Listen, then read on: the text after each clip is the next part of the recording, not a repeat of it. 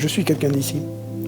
Je suis quelqu'un d'ici et c'est ce qui fait que j'en suis venu à m'occuper du château. Le maître des lieux percevait l'impôt ici, aussi bien en nature qu'en espèces. Ce qui se faisait, mais c'est comme maintenant, les taxes, il y en avait des monceaux à foison. De quand il date, ça c'est une longue histoire. Les traces les plus vieilles que j'ai pu trouver, c'est 1054 exactement. Qui l'a occupé à ce moment-là, je ne le sais pas. Mais par contre, à partir de cette date-là, je le sais.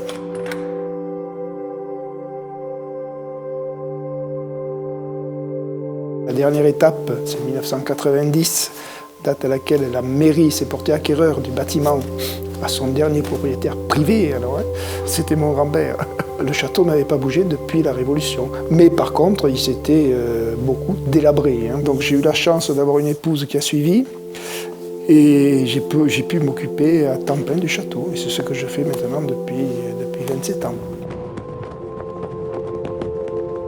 Le château, il est comme il est. Mais il raconte une histoire. Tu racontes l'histoire du château à travers l'histoire des gens qui l'ont habité.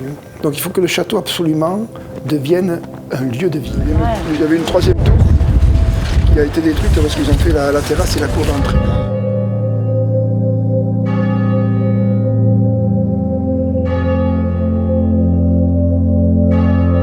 Quand tu es dans un coin, tu le trouves beau, et c'est vrai qu'une fois, quand tu le trouves beau, la première des choses que tu essayes de faire, si tu as quelqu'un qui est avec toi, tu essayes de partager. Quand tu te balades comme ça, tu retrouves tu as des paysages qui sont fabuleux.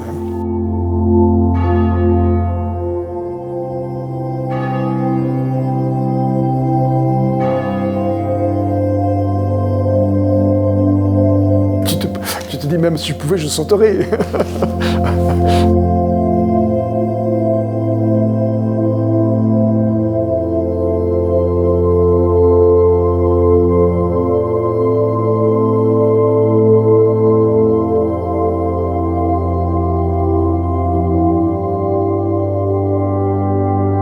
Mon grand plaisir, c'est de venir la nuit.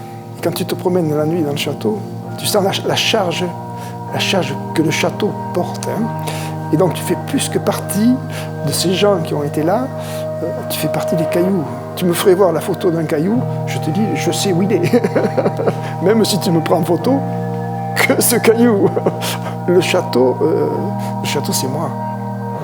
Je ne sais pas si le château considère la même chose, lui, je ne sais pas. Mais le château, c'est moi.